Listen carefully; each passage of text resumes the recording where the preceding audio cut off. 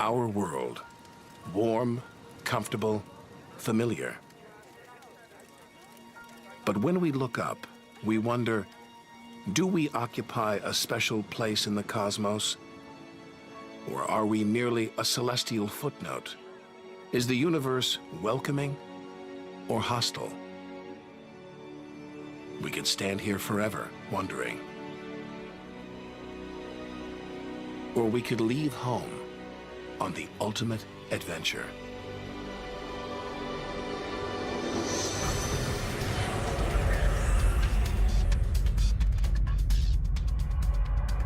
To discover wonders, confront horrors, beautiful new worlds, malevolent dark forces,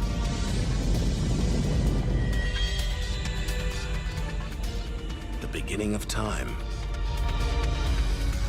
the moment of creation. Would we have the courage to see it through? Or would we run for home? There's only one way to find out.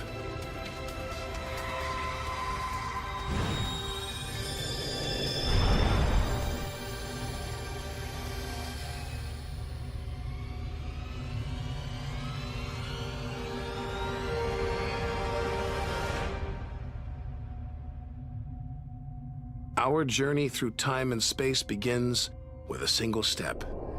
At the edge of space, only 60 miles up, just an hour's drive from home. Down there, life continues. The traffic is awful, stocks go on trading, and Star Trek is still showing.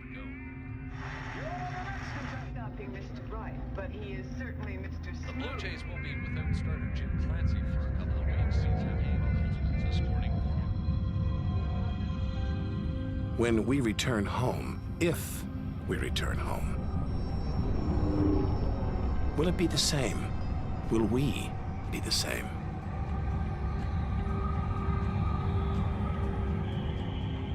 We have to leave all this behind, to dip our toes into the vast dark ocean, on to the moon.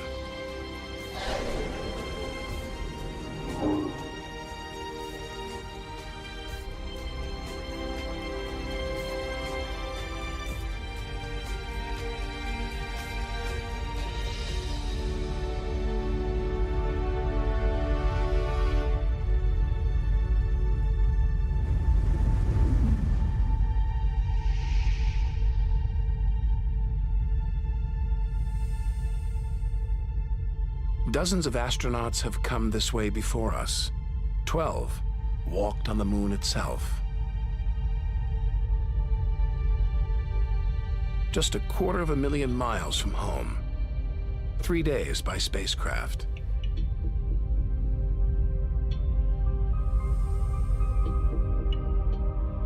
Barren. Desolate. It's like a deserted battlefield, but oddly familiar. So close, we've barely left home.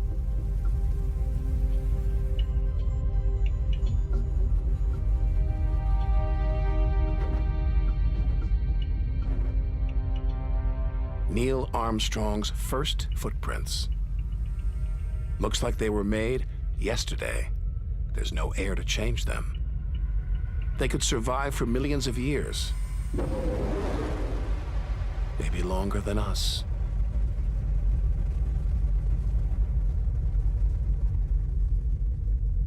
Our time is limited. We need to take our own giant leap. 1 million miles, 5 million, 20 million miles. We're far beyond where any human has ever ventured. Out of the darkness, a friendly face. The goddess of love, Venus. The morning star, the evening star. She can welcome the new day in the east, say goodnight in the west.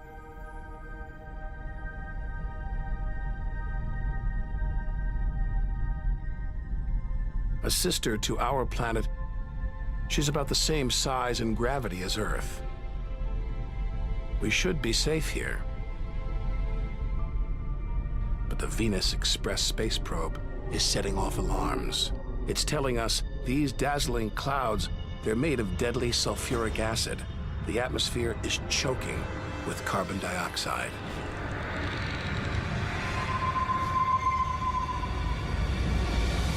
Never expected this. Venus is one angry goddess. The air is noxious, the pressure unbearable. And it's hot, approaching 900 degrees. Stick around and we'd be corroded, suffocated, crushed, and baked.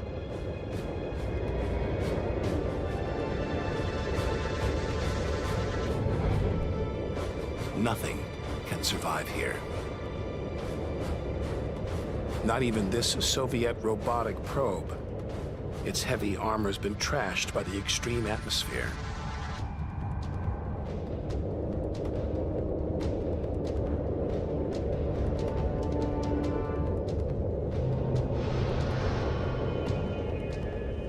So lovely from Earth.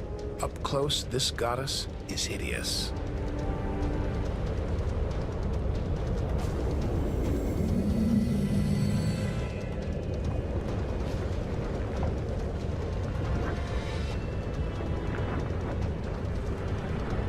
She's the sister from hell, pockmarked by thousands of volcanoes. All that carbon dioxide is trapping the sun's heat. Venus is burning up. It's global warming gone wild.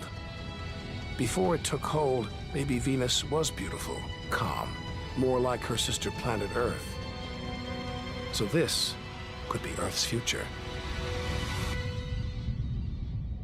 Where are the twinkling stars?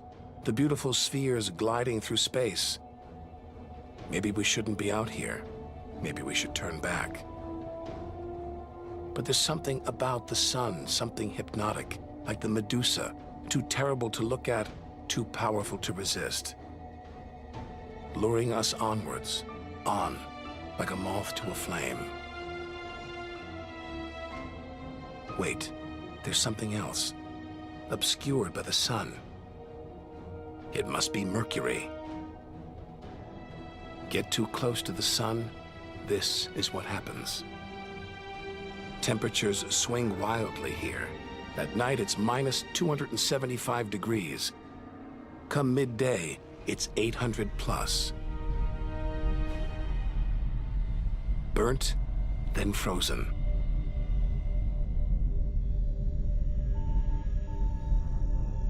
The Messenger space probe is telling us something strange.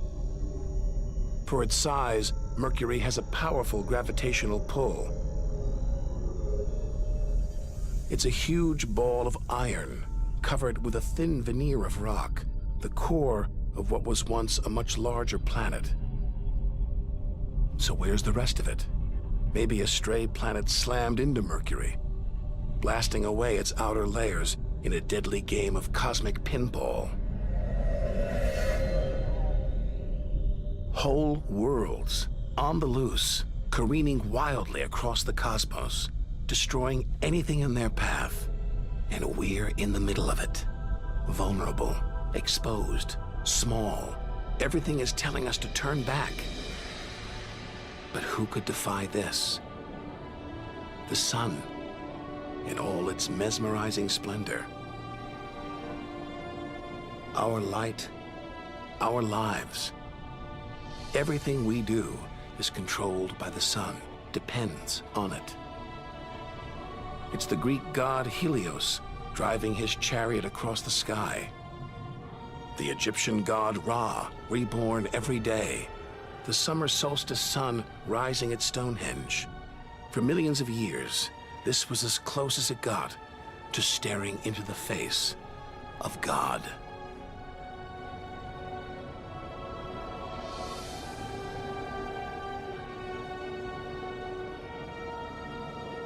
It's so far away. If it burned out, we wouldn't know about it for 8 minutes. It's so big, you could fit 1 million Earths inside it.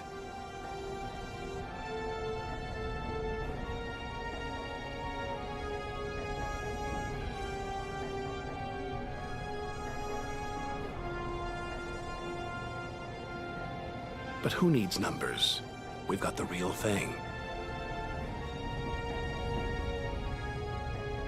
We see it every day, a familiar face in our sky. Now, up close, it's unrecognizable. A turbulent sea of incandescent gas. The thermometer pushes 10,000 degrees. Can't imagine how hot the core is. Could be tens of millions of degrees.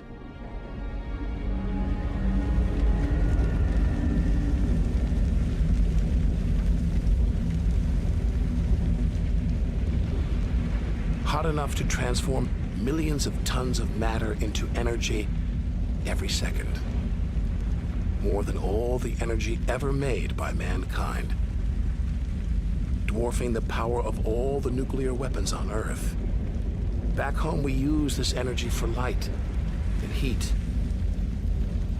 But up close, there's nothing comforting about the sun. Its electrical and magnetic forces erupt in giant molten gas loops. Some are larger than a dozen Earths, more powerful than 10 million volcanoes.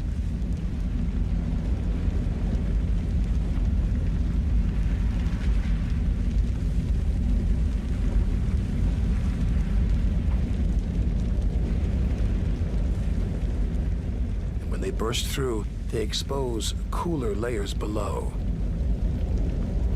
making sunspots. A fraction cooler than their surroundings, sunspots look black, but they're hotter than anything on Earth. And massive, up to 20 times the size of Earth.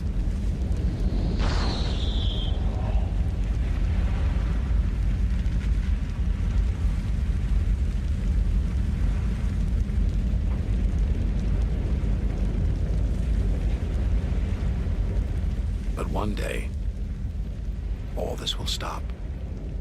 The sun's fuel will be spent.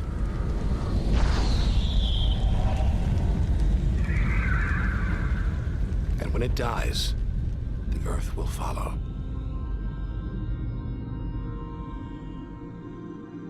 This God creates life, destroys it, and demands we keep our distance.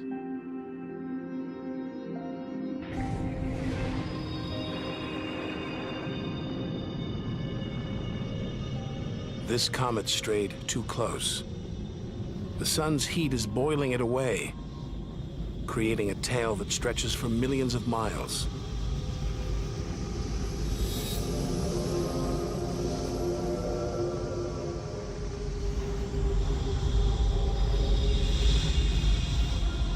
It's freezing it here. There's no doubt where this comet's from, the icy wastes of deep space. But all this steam, geysers and dust, it's the sun again, melting the comet's frozen heart. Strange, a kind of vast, dirty snowball covered in grimy tar. Tiny grains of what looks like organic material preserved on ice since who knows when. Maybe even the beginning of the solar system. Say a comet like this crashed into the young Earth billions of years ago. Maybe it delivered organic material and water, the raw ingredients of life. It may even have sown the seeds of life on Earth that evolved into you and me.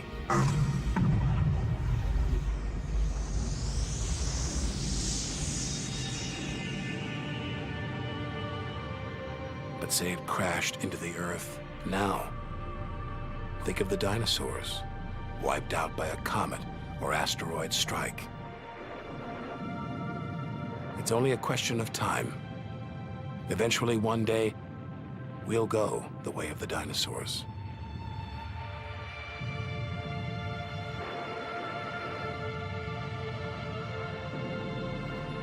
If life on Earth was wiped out, we'd be stuck out here, homeless, adrift in a hostile universe. We need to find another home. Among the millions, billions of planets, there must be one that's not too hot, not too cold, with air, sunlight, water. Where, like Goldilocks, we could comfortably live.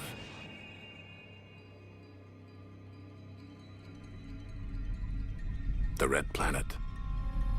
Unmistakably, Mars. For centuries, we've looked to Mars for company, for signs of life.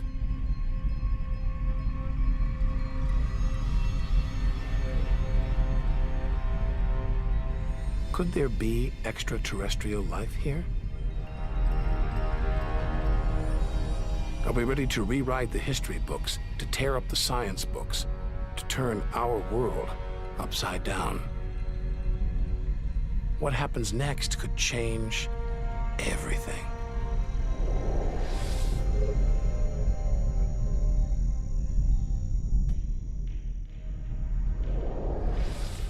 Mars is the planet that most captures our imagination. Think of B-movies, sci-fi comics. What follows? Martians. It's all just fiction, right? But what if there really is something here? Hard to imagine, though, up close. This is a dead planet. The activity that makes the Earth livable shut down millions of years ago here. Red and dead. Mars is a giant fossil.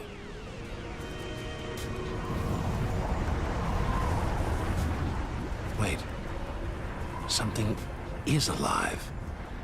A dust devil, a big one, bigger than the biggest twisters back home. There's wind here, and where there's wind, there's air. Could that air sustain extraterrestrial life?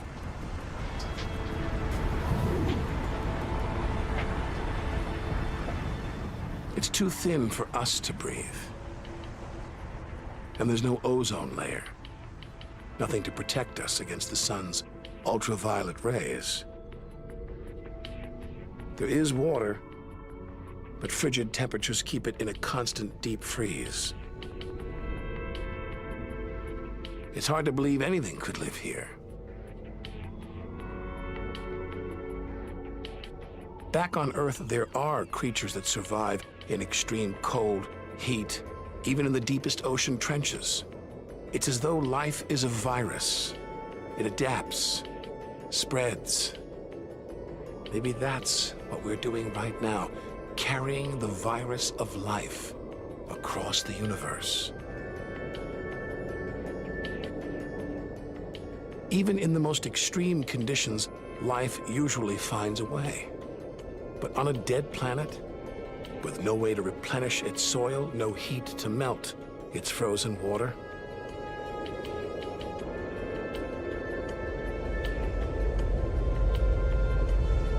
all this dust, it's hard to see where we're going.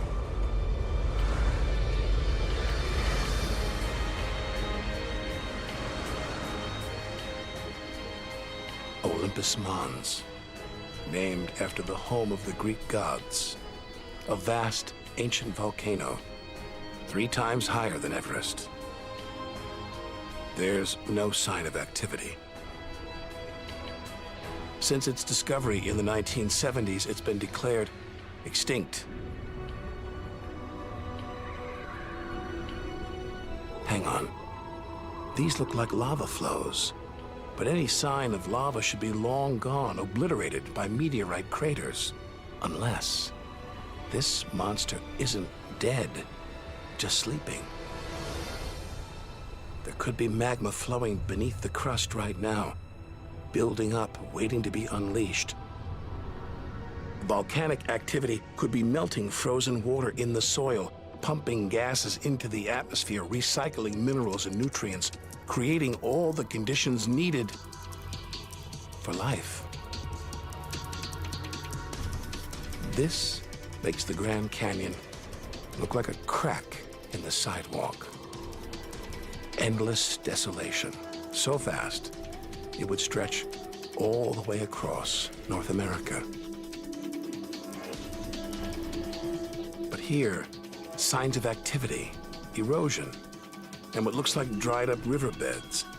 Maybe volcanic activity melted ice in the soil, sending water gushing through this canyon. Underground volcanoes could still be melting ice, creating water. And where there's water, there could be life.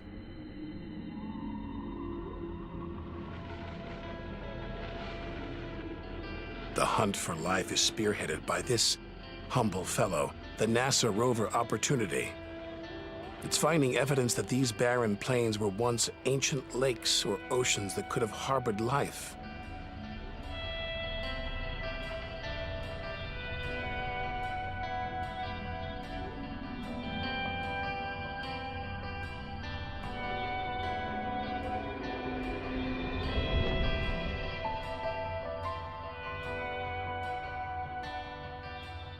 Look at those gullies. Probes orbiting Mars keep spotting new ones.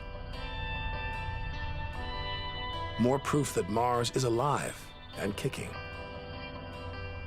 That water is flowing beneath its surface right now. Water that could be sustaining Martian life.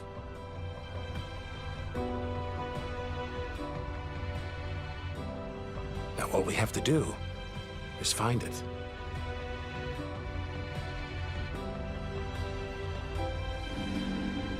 Maybe we've already found what we're looking for on Earth. Some think that life started here and then migrated to Earth. An asteroid impact could have blasted fragments of Mars, complete with tiny microbes, out into space and on to the young Earth, where they sowed the seeds of life. No wonder we find Mars fascinating. This could be our ancestral home. It could be we are all Martians. The Mars we thought we knew is gone, replaced by this new active changing planet. And if we don't know Mars, our next door neighbor, how can we imagine what surprises lie ahead?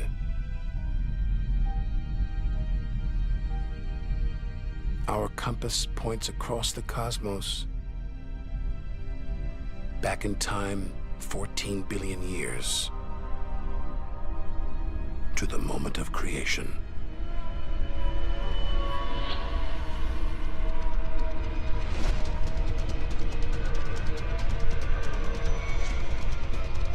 This is getting scary. It's like being inside a giant video game.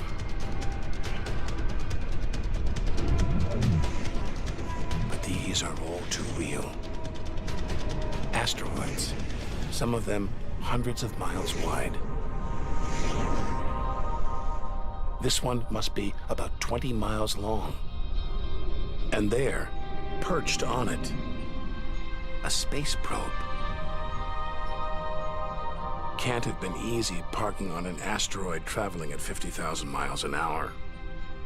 It's a lot of effort just to investigate some rubble. Rubble that regularly collides, breaks up, and rains down on Earth as meteorites. Our ancestors saw shooting stars as magical omens, and they were right. Rubble like this came together to make the planets, including our own. Pretty magical. By dating the meteorites found on Earth, we can tell the planets were born 4.6 billion years ago. These are the birth certificates of our solar system. For some reason, these rocks didn't form into a planet. Something must have stopped them. Something powerful.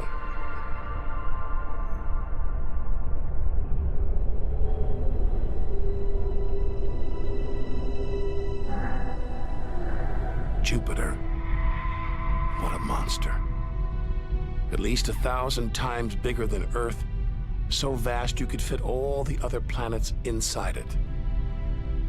Something this massive dominates its neighbors.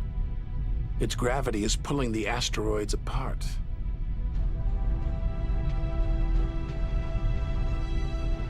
And it's breathtaking.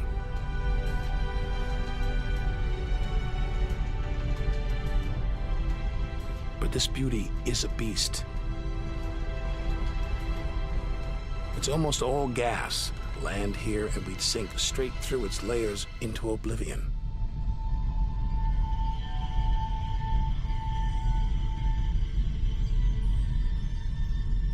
And Jupiter's good looks, the product of ferocious violence.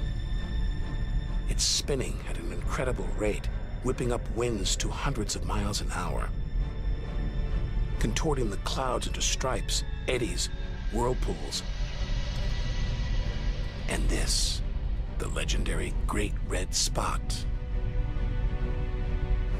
The biggest, most violent storm in the solar system. At least 3 times the size of Earth, it's been raging for over 300 years.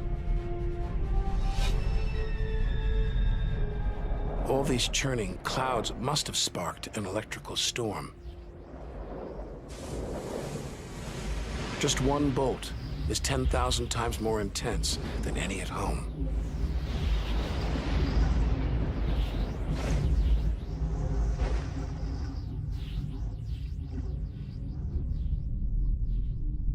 Looks like the safest place to see Jupiter is from a distance. Up there at the poles, those dancing lights, they're like the auroras back home. But the Geiger counter is going wild. Even these are deadly, generated by lethal radiation.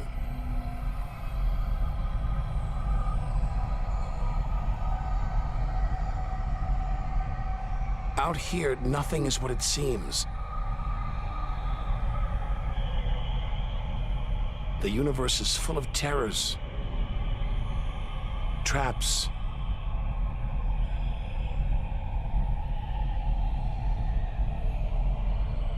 maybe this is a safe haven, the multicolored moon Io.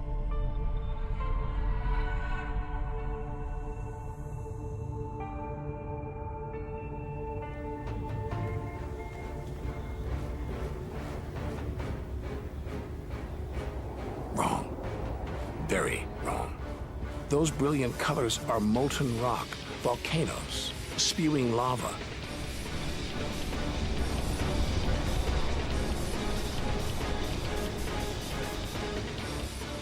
Our journey across the universe is turning into a struggle for survival.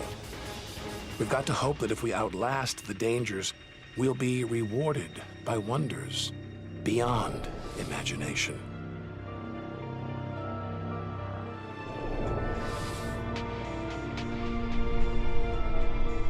"400 million miles from Earth.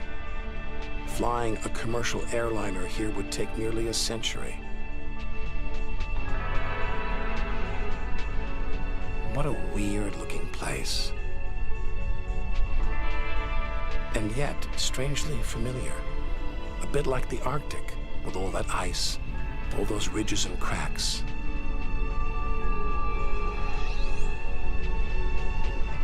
It's Jupiter's moon, Europa. And maybe like the Arctic, this ice is floating on water, liquid water. But we're 500 million miles from the sun. Surely Europa is frozen solid.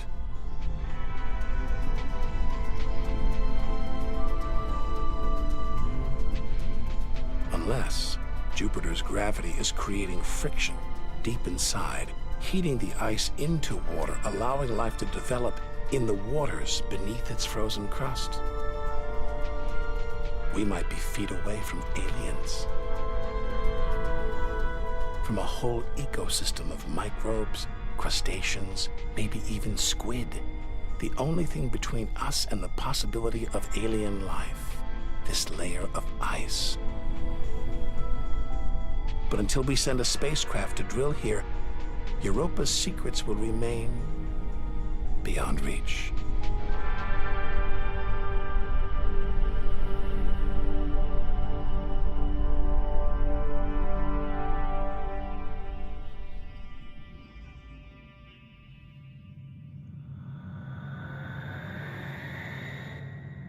It's captivated our imaginations, haunted our dreams. And here it is, spinning before our eyes. Saturn, named for the Roman god who reigned over a golden age of peace and harmony.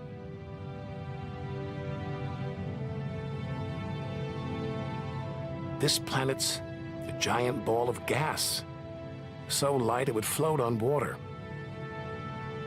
Its spectacular rings would stretch almost from Earth to the moon.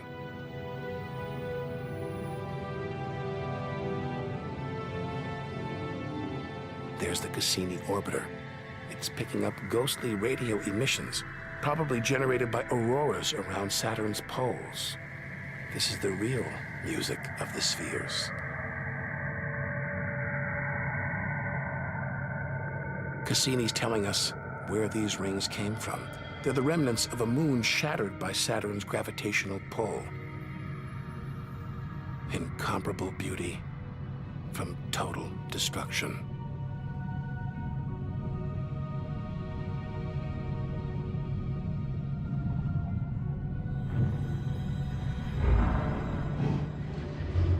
Billions of shards of ice, some as small as ice cubes, others the size of houses. They collide, break apart, reassemble. It's like a snapshot of our early solar system. As dust and gas orbited the newly born sun, and gravity worked its magic, pulling the lumps together until from space trash like this, our home emerged.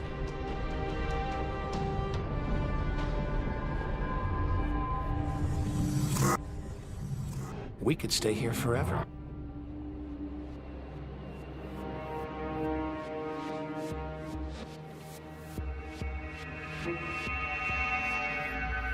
But there's so much further to go, so much more to see. Like this moon wrapped in thick clouds.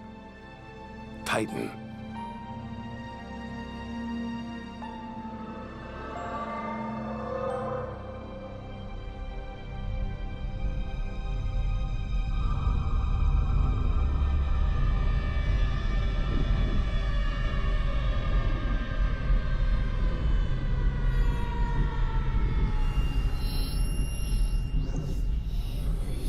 There's an atmosphere down here.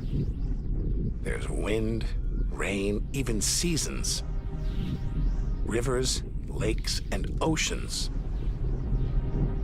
It looks so familiar, so similar to Earth.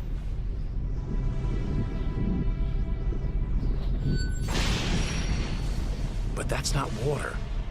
It's liquid natural gas. Hundreds of times more natural gas than all the Earth's oil and gas reserves.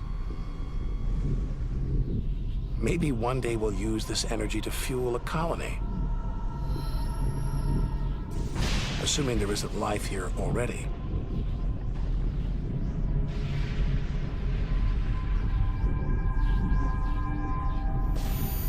The Huygens space probe is here to find out.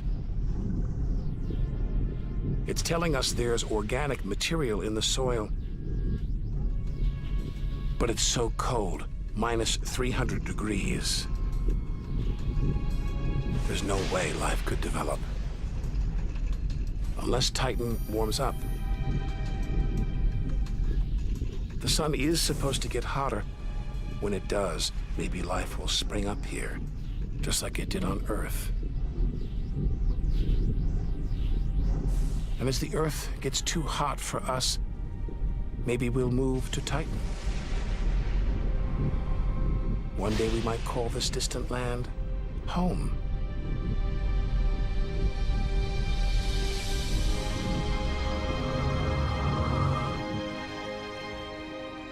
Home.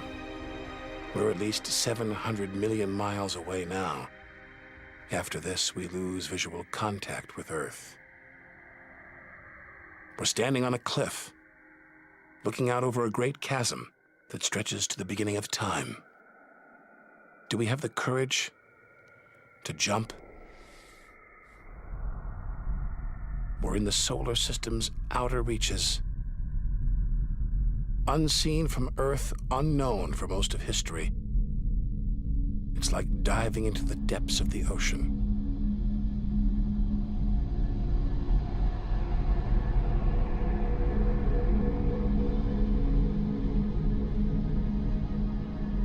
Those rings make it look like Uranus has been tilted off its axis, toppled over by a stray planet.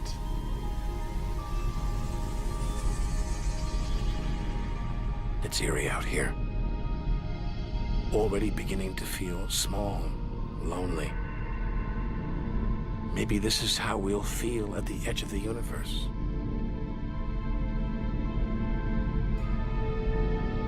But we've barely left the shore. If the solar system was 1 mile wide, so far we've traveled about 3 inches.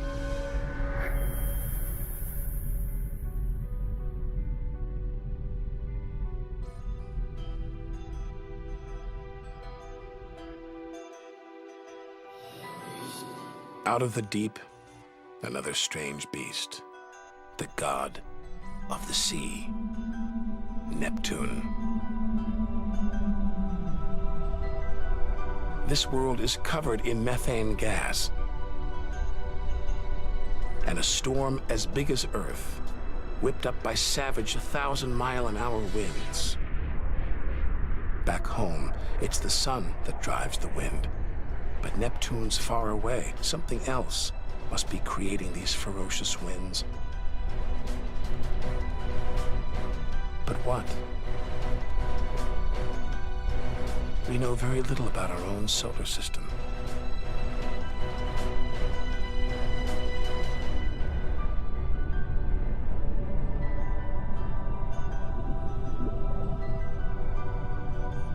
After all those balls of gas, a solid moon.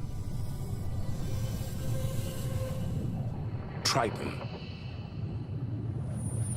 Solid, but not stable. Just look at those geysers, cosmic smokestacks, pumping out strange soot. And this moon is revolving around Neptune in the opposite direction of the planet's spin. A cosmic battle of wills that this angry moon is destined to lose. Neptune's massive gravity is pulling on Triton, slowing it down, reeling it in. One day, it will be ripped apart by Neptune. And that's it. No more moons, no more planets in our solar system. It's getting colder. We're getting further from the sun, slipping from the grip of its gravitational tentacles. But this isn't a void. It's teeming with frozen rocks, like Pluto. Until recently, we thought Pluto was alone. Beyond it, nothing. We were wrong. More frozen worlds. Discoveries so new nobody can agree what to call them. Plutinos, ice dwarfs, cubewanos. Our solar system is far more chaotic and strange than we had imagined. Now we're 8 billion miles from home. The most distant thing ever seen that orbits the sun. Another small, icy world, Sedna, discovered in 2003. Its orbit takes 10,000 years to complete.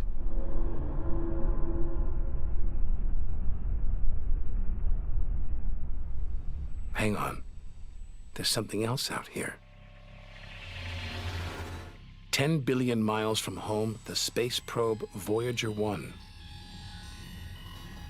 This bundle of aluminum and antennae give us close-up views of the giant planets and discovered many of their strange moons. It's traveling 20 times faster than a bullet, sending messages home.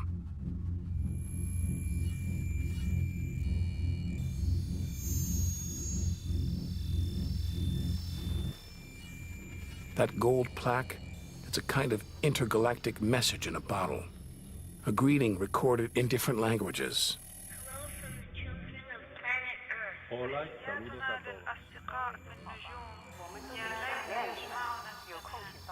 And a map showing how to find our home solar system. The great physicist Stephen Hawking thinks it was a mistake to roll out the welcome mat. After all, if you're in the jungle, is it wise to call out?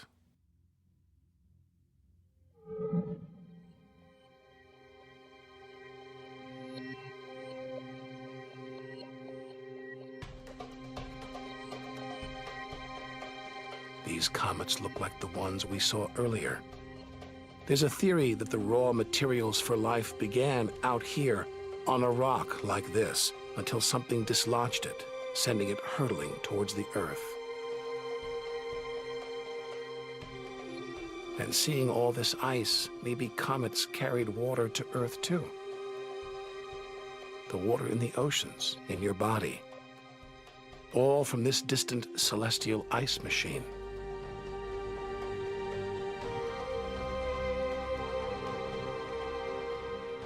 We're 5 million, that's 5 trillion miles from home. But this is still only a baby step. Ahead, trillions of miles, billions of stars. Time to stop looking back and start looking ahead. To step out into the big, wide universe.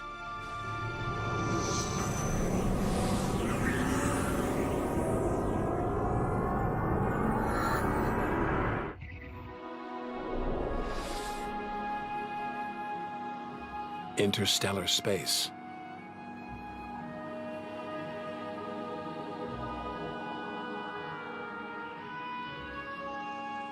Billions of stars like our own sun, many with planets, many of those with moons.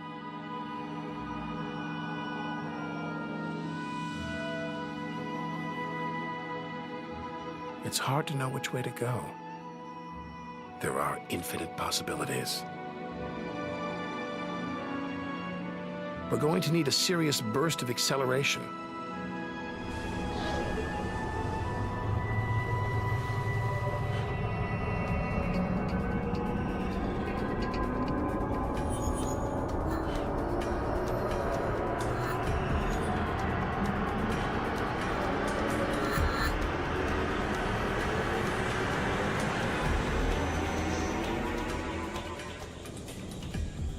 $25 trillion miles from home. A 150,000-year ride in the space shuttle. And we've only just reached the first solar system beyond our own. Alpha Centauri. Not one, but 3 stars. Spinning around each other, locked in a celestial standoff. Each star's gravity attracting the other, their blazing orbital speed keeping them apart.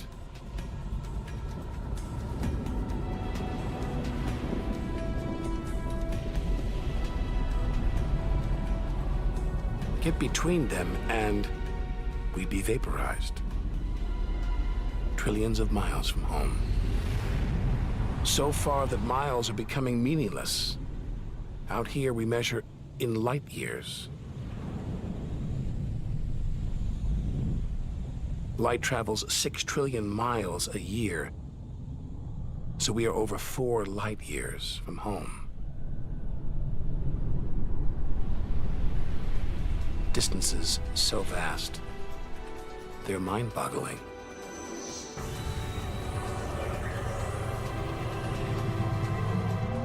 Who knows what strange forces lie ahead, what we'll discover when, if, we reach the edge of the universe.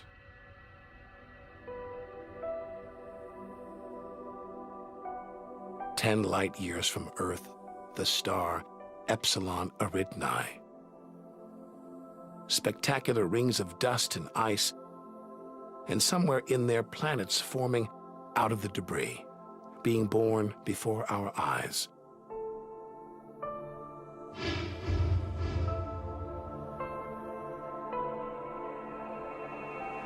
Asteroids and comets everywhere.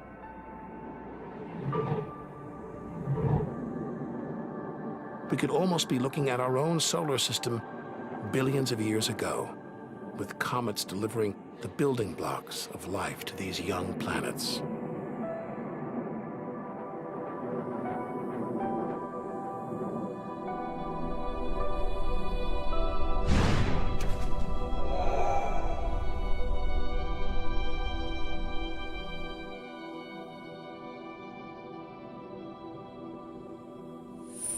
At the center of all the action, a star smaller than our sun, still in its infancy.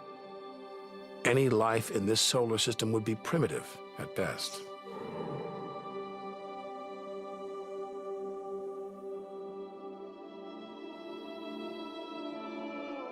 There must be more mature solar systems out here, but finding them is like looking for a needle in a cosmic haystack.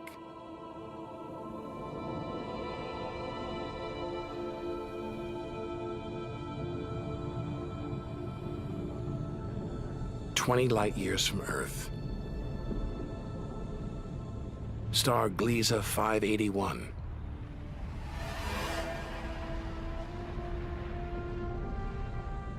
It's about the same age as our sun.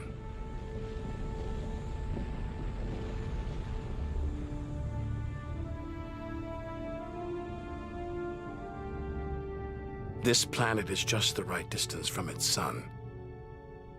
Any closer and water would boil away, any further, and it would freeze. Ideal conditions for life to emerge.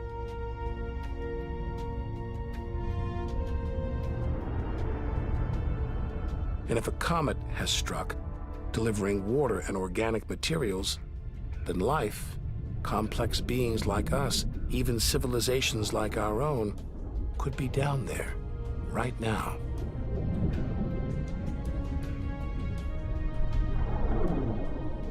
They could be tuning into our TV signals, watching shows from 20 years ago. And here's your host, Joe Dublin. But until we devise a way of communicating over these vast distances, all we can do is speculate. Us and them, living parallel lives, unaware of each other's existence.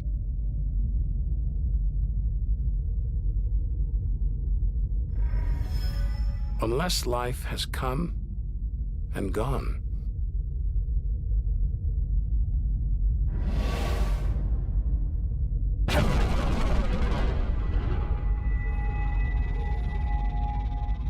That's the problem with comets. They're creators and destroyers, as the dinosaurs found out the hard way. This is the needle in the cosmic haystack, the closest we've come to a habitable solar system like our own, but it's a chance encounter. There could be hundreds, millions more solar systems like this out there, or none at all.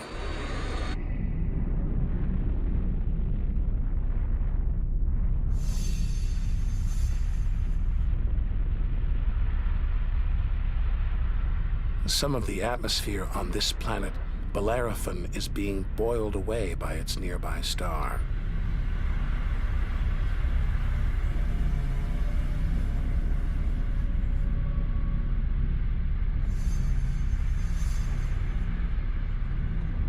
From Earth, we can't see planets this far out.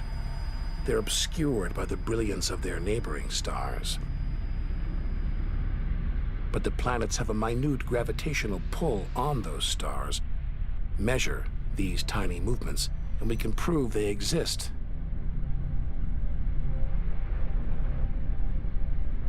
That's how we tracked down Bellerophon in the 1990s, and hundreds of other distant planets.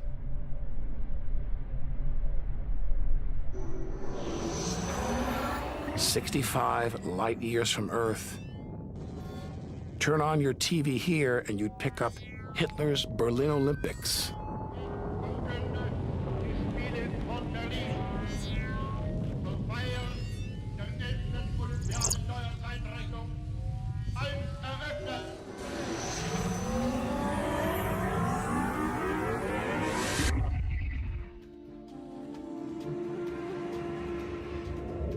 The twin stars of Algol, known to the ancients as the demon star.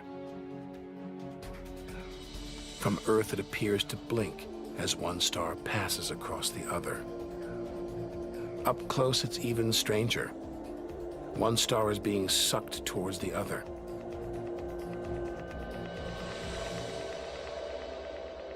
Almost 100 light years from home, faint whispers from one of the first ever radio broadcasts. We appreciate it if anyone hearing this broadcast would communicate with us. We are very anxious to know how far the broadcast is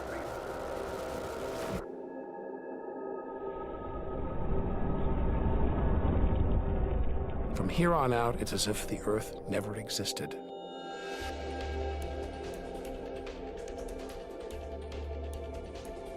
Feels like a lifetime since we stood on that beach, looking up at the sky, wondering where and how we fit in. We've learned one thing for sure. The universe is too bizarre, too startling, for us to guess what lies ahead.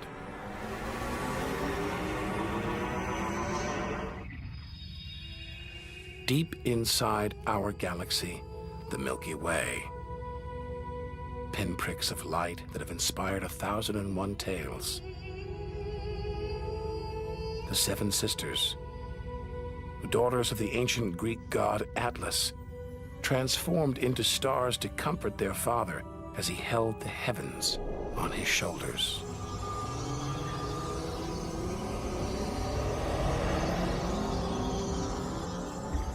And this giant, Betelgeuse, the brightest, biggest star we've seen so far, 600 times wider than our sun.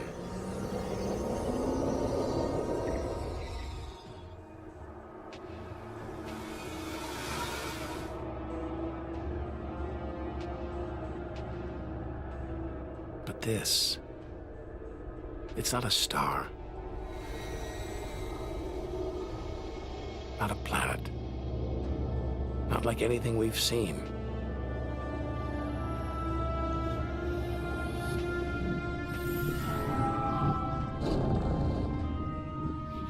A ghostly specter more than 1,300 light years from Earth. Orion's dark cloud. Dust and gas shrouding us.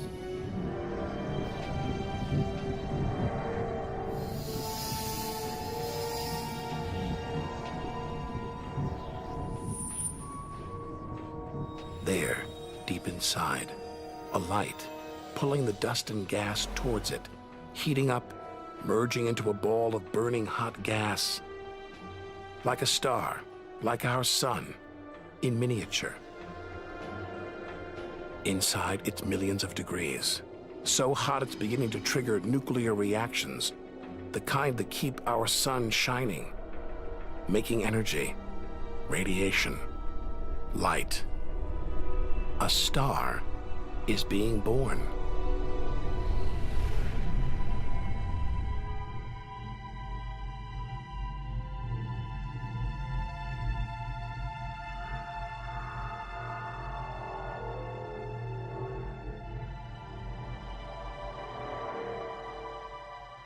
Orion's dark cloud is a vast star factory.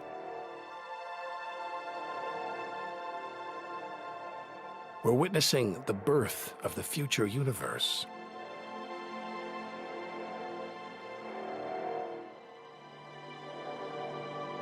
We've come to expect destruction, but this is one of the universe's greatest acts of creation: star birth.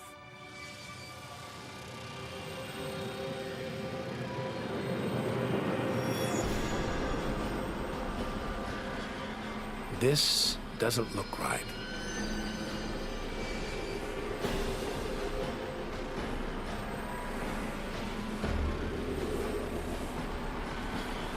Jets of gas exploding out with tremendous force, blasting dust and gas out for millions of miles.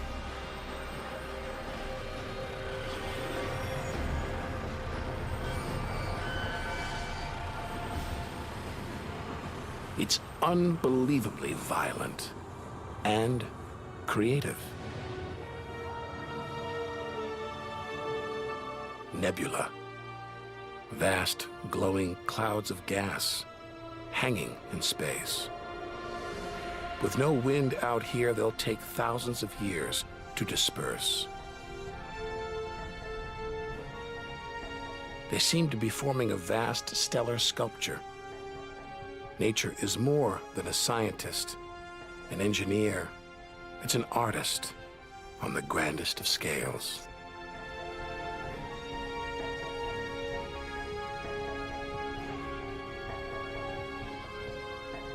And this is a masterpiece.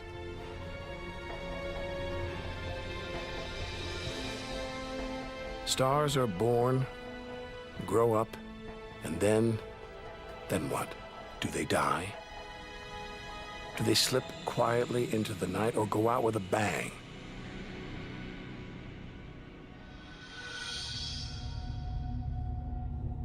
Somewhere between here and the edge of the universe lies the answer.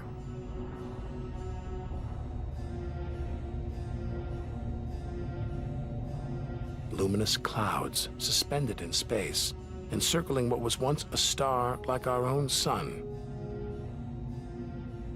All that's left of it are these brightly colored gases, elements formed by nuclear reactions deep inside, released into space on its death. Green and violet, hydrogen and helium, the raw materials of the universe. Red and blue, nitrogen and oxygen, the building blocks of life on Earth. For us to live, stars like this had to die. Every atom in our body was produced by nuclear fusion. In stars that died long before the Earth was even born. We are all the stuff of stars. Our family tree begins here.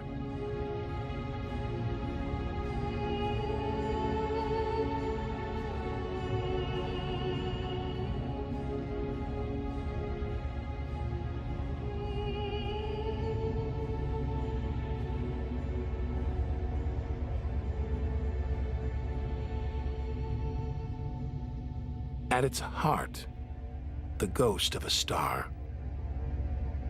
A white dwarf. White, hot, small, but unbelievably dense.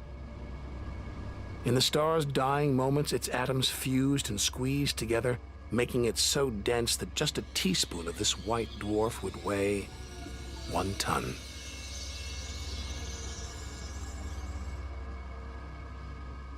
It's a chilling premonition of our sun's fate. 6 billion years from now, it'll become a white dwarf. Its death will herald the end of life on Earth. Makes you wonder how many other worlds have come and gone. Celestial stories left untold. Lost forever. But the greatest story of them all is still to be told. We must go back through time to the very first chapter to learn how the universe began.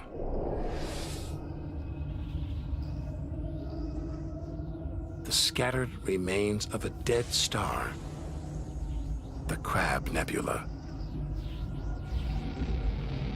6,000 light years from home, deep inside a stellar graveyard. We've learned so much, seen things we'd never have believed possible. Now sights like this, wonders once beyond imagination, we take in our stride. We're ready to face whatever lies ahead, determined to reach the edge of the universe. This is the calm after the storm. After a massive explosion, a supernova that turned a star into dust and gas.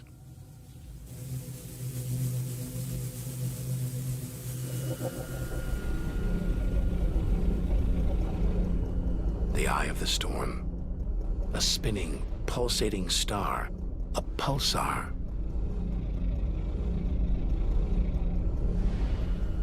Gravity has squeezed the giant star's core down to this.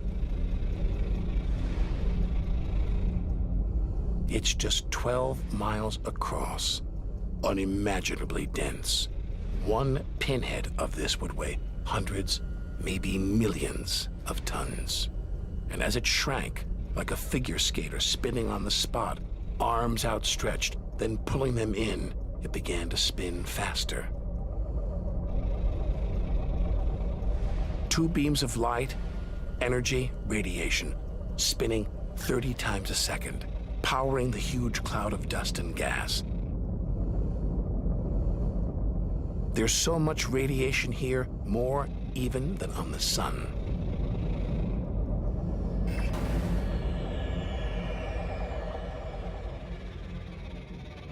That was easily the deadliest thing we've encountered so far.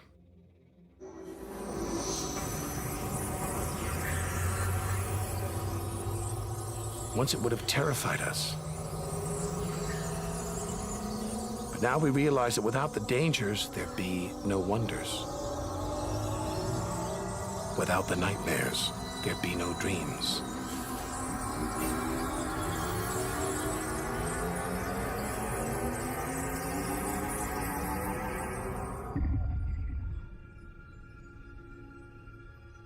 Getting a strange sensation. A feeling as though there's something bad out here. A malevolent presence. The one thing we didn't want to encounter. Impossibly black, blotting out the stars behind it. We're staring into the face of extinction. The remains of a giant star. A black hole.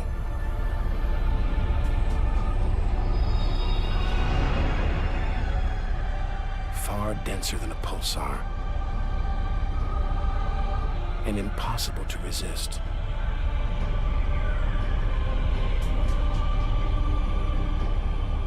Its gravity is so intense not even light can escape.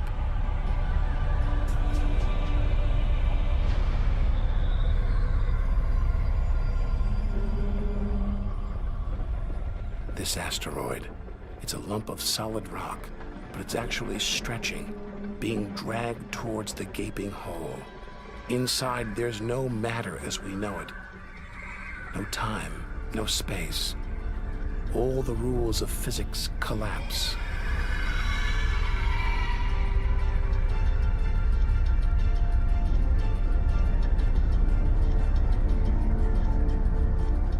The asteroid is gone. Nobody really knows where. This is the edge of human understanding. There could be millions of black holes creeping around our galaxy, more perhaps than all the stars in the sky. But we wouldn't see them until it was too late.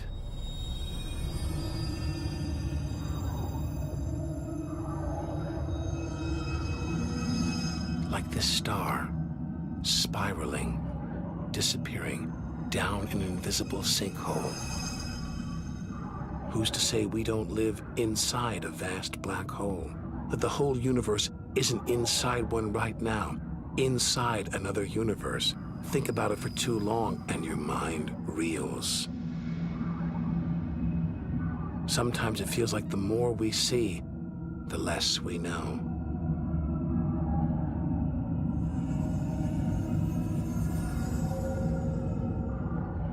And we're still in our own galaxy, the Milky Way. The vastness of the universe beyond still lies ahead. The wonders, the dangers, the secrets, they're out there, waiting to be discovered.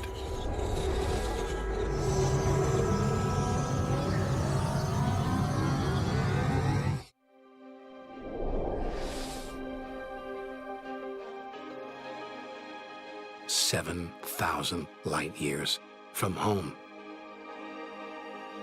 It's as though we're in a forest thick with trees, each so beautiful, so fascinating, it's impossible to look beyond, to see the bigger picture. We have to find a way through, to reach the clearing at the galaxy's edge.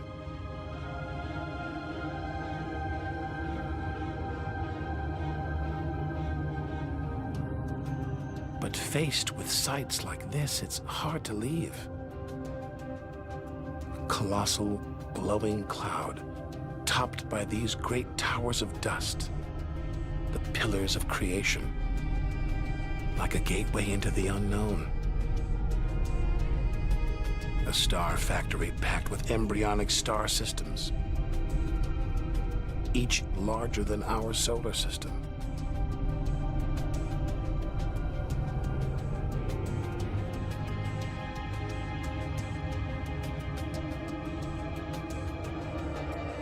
We have to resist its siren song, tear ourselves away, to carry on towards the edge of the galaxy.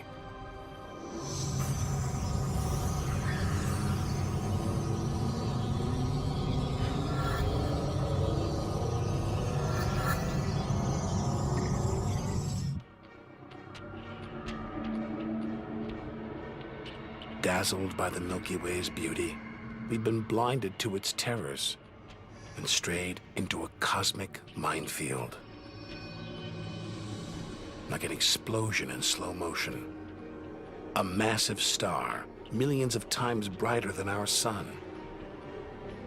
It's going into meltdown. The fuel that sustains it is running out, the nuclear reactions that power it winding down. We're watching its death throes.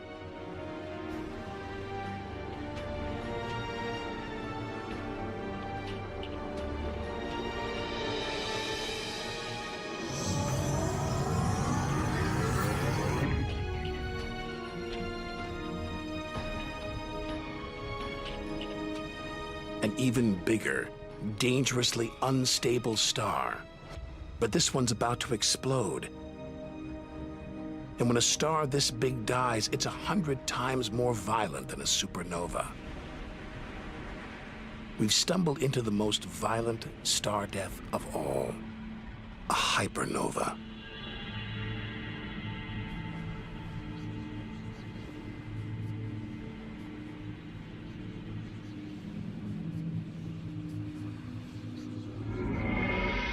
The core's collapsed.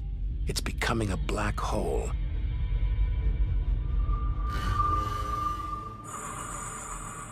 And that's the shock wave surging through the star, ripping its outer layers into space.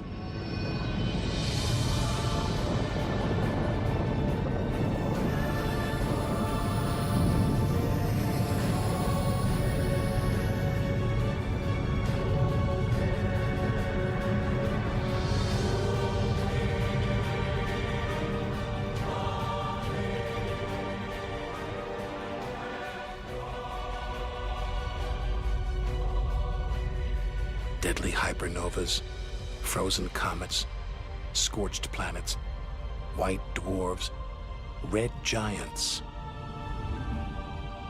Tiny drops in a vast pool of white light. Our home galaxy the Milky Way. We wanted to know where we fit in. Here's our answer.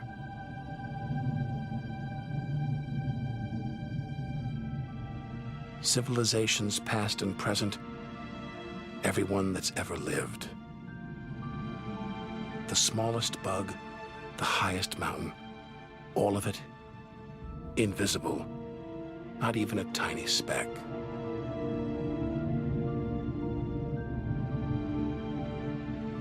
Our home is a minor planet orbiting an insignificant star.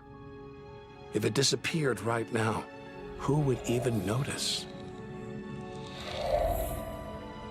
And yet, so far we've found nowhere else we would rather live, nowhere we could live. It's only now, far from home, that we're beginning to truly appreciate it.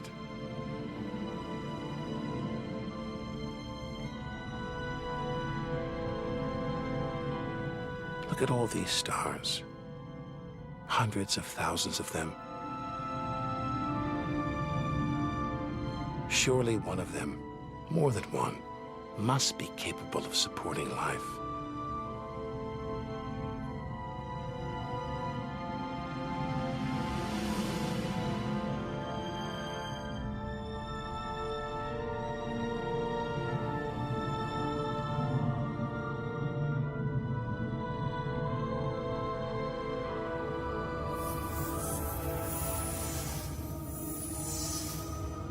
Maybe here in this swarm of stars, the Great Cluster. Back in the 1970s, astronomers sent a message in this direction, detailing the structure of our DNA and our solar system's location. But the message won't arrive here for another 25,000 years.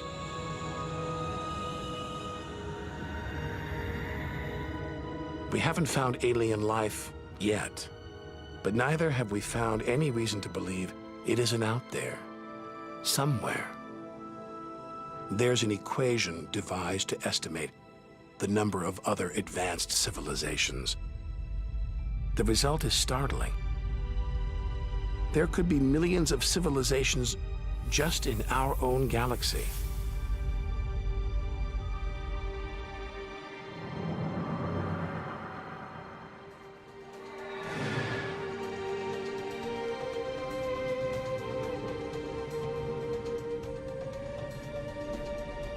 Everything we've seen so far is inside the Milky Way. Now we're ready to leave our home galaxy, to enter intergalactic space. Here's our chance to solve the ultimate mystery and experience the moment of creation.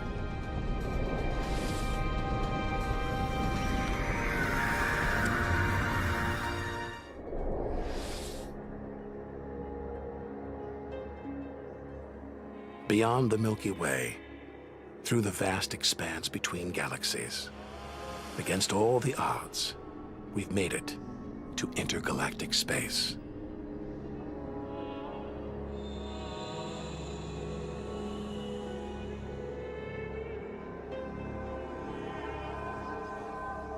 Out here, there's no horizon in sight. Even the closest galaxies are hundreds of thousands of light years away. The remains of galaxies ripped apart by the Milky Way's huge gravitational pull, scattered among nothing.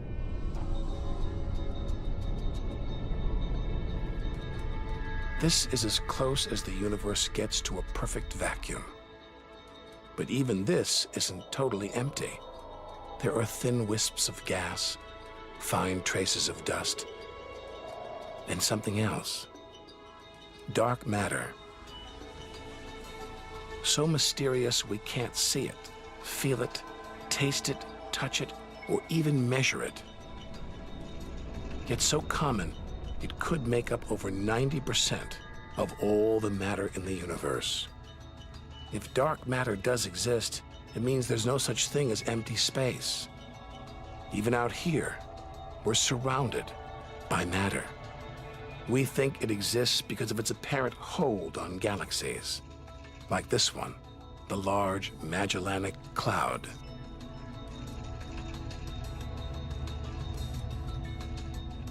A 6 billion year journey in today's fastest spacecraft, 160,000 light years from the Milky Way at the edge of its gravitational reach.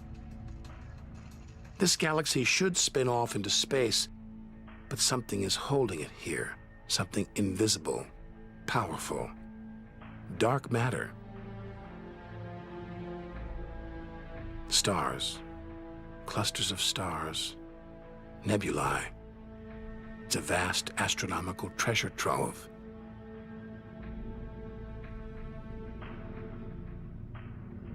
Look at this. It's like a string of gleaming pearls.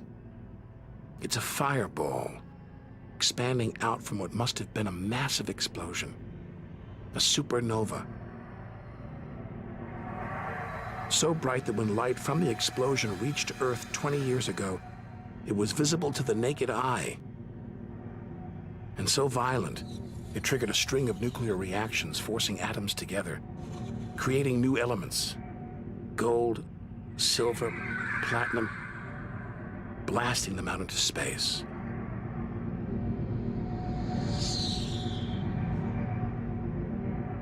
The gold in the ring on your finger was forged in a massive supernova like this, trillions of miles away, billions of years ago. Before we left home, the universe seemed separate, something out there, up in the sky. But now we know better. We are the universe, and it is within us.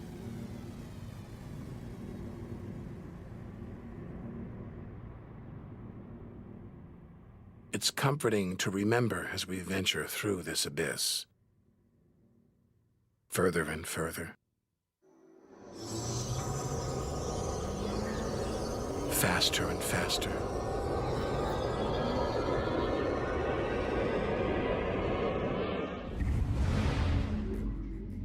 The Andromeda Galaxy, 2.5 million light years away. It's racing through space. Everything blown apart, like shrapnel in an explosion. We're seeing this galaxy as it was when our ape-like ancestors first walked on the African plains.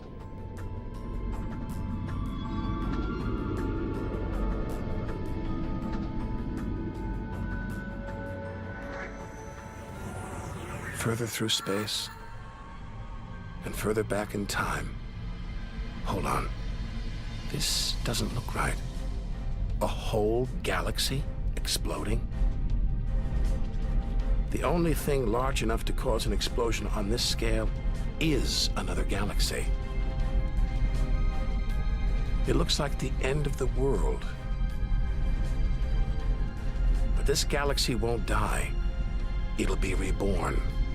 A new shape, perhaps even new stars, as dust and gas collide, creating friction, shock waves, triggering the birth of stars.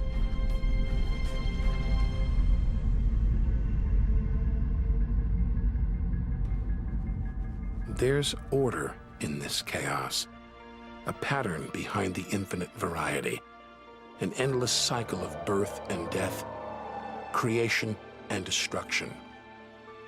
It's a pattern woven through the vast fabric of space that binds each of these galaxies. There are billions of galaxies, each with billions, even trillions of stars. Maybe more stars than there are grains of sand on all the beaches on Earth.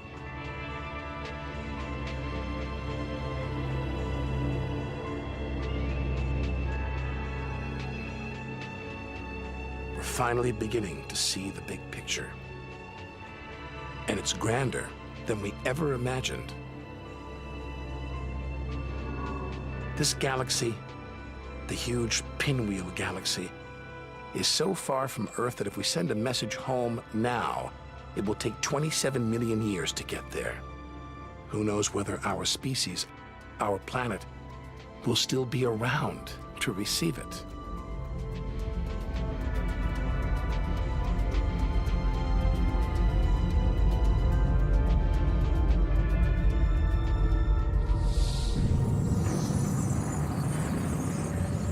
We travel on, back through time.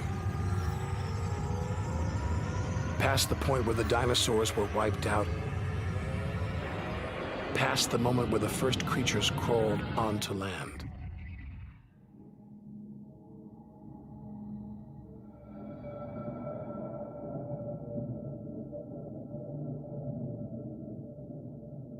Two billion light years from home, closing in on the edge of the universe, going back to the beginning of time. This isn't a galaxy. It's brighter than 100 galaxies. A blinding beam of energy surging for trillions of miles.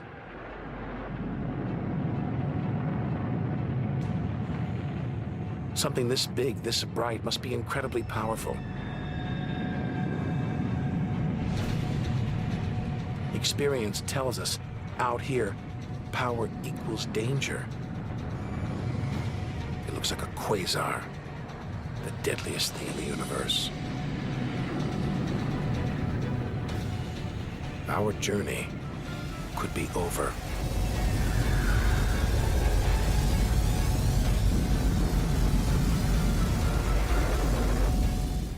The deadliest, most powerful thing in the universe. A quasar. A swirling cauldron of superheated gas.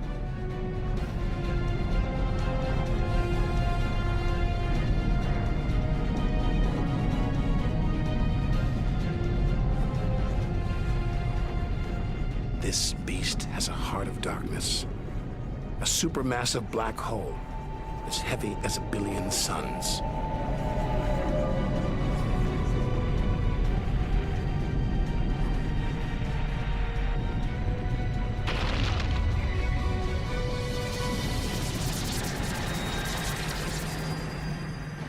It's ripping apart whole stars, devouring them, until they're nothing, lost forever from the visible universe.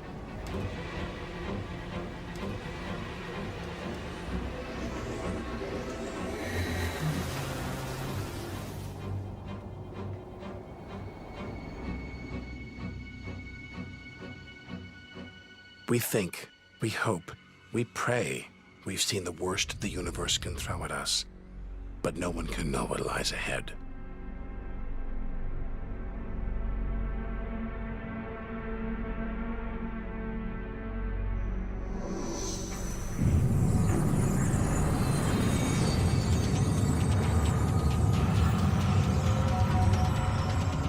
We'll need to go further, go faster.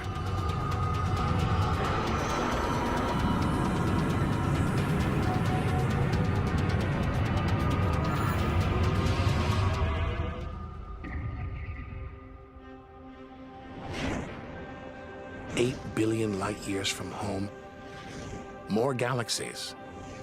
But these look different, ragged, small, close together. We're so far back in time, we're seeing these galaxies as they were before the Earth was born. They're still young, still growing. We're getting close to where and how it all began.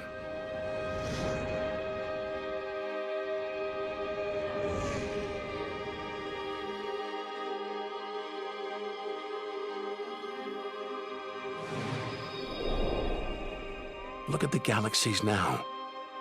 They're more like primitive plankton, floating in a vast dark ocean.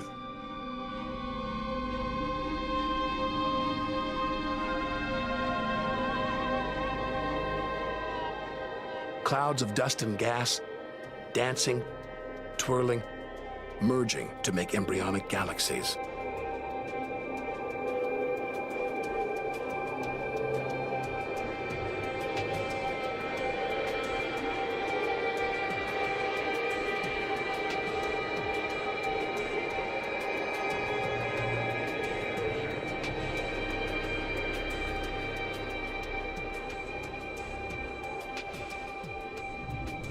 they're disappearing.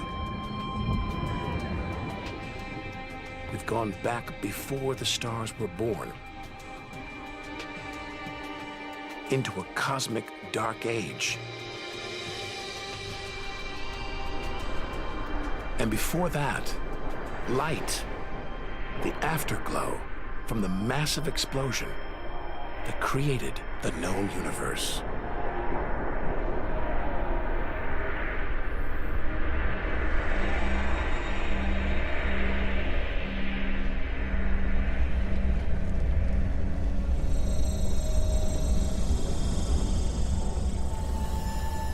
This is it.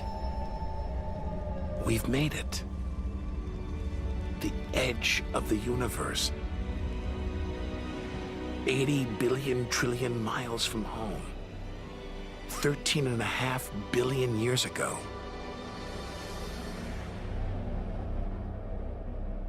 The very instant of the Big Bang, the most violent, most creative moment in history. Everything that's ever happened follows from this moment.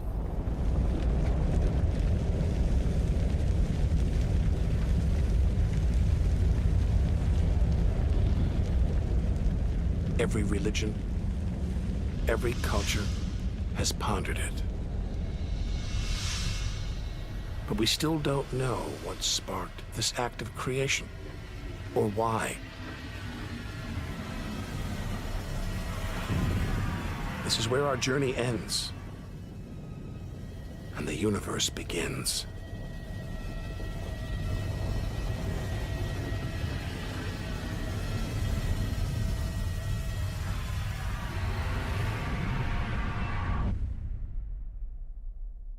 An infinitely hot, small, dense point erupts.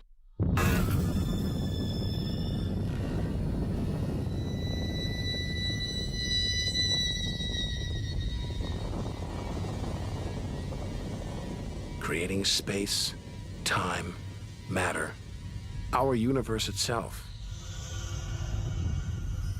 First, it's the size of a subatomic particle. The tiniest fraction of a second later, it's big enough to hold in the palm of your hand. Moments later, it's the size of the Earth.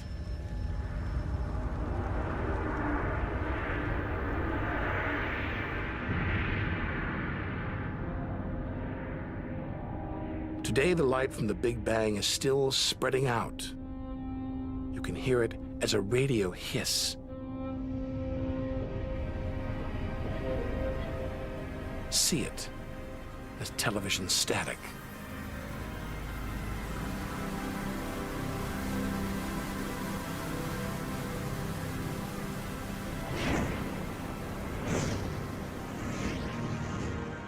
All the wonders we've seen on our journey are sparks flying out from the Big Bang. Galaxies, stars, planets, all cosmic debris. We go forward through time, riding the blast wave.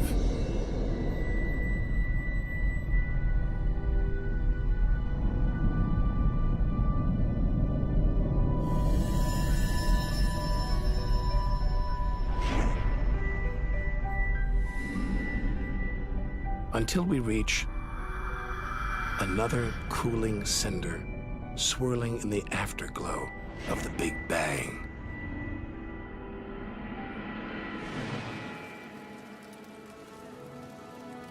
We're back where we started, home. Only now can we really know it. Smaller, more fragile than we ever imagined. Destined to die, swallowed by a dying sun. But we shouldn't despair. We should rejoice. We've managed to experience the wonders of the universe. We should celebrate our achievements and enjoy our moment in the sun.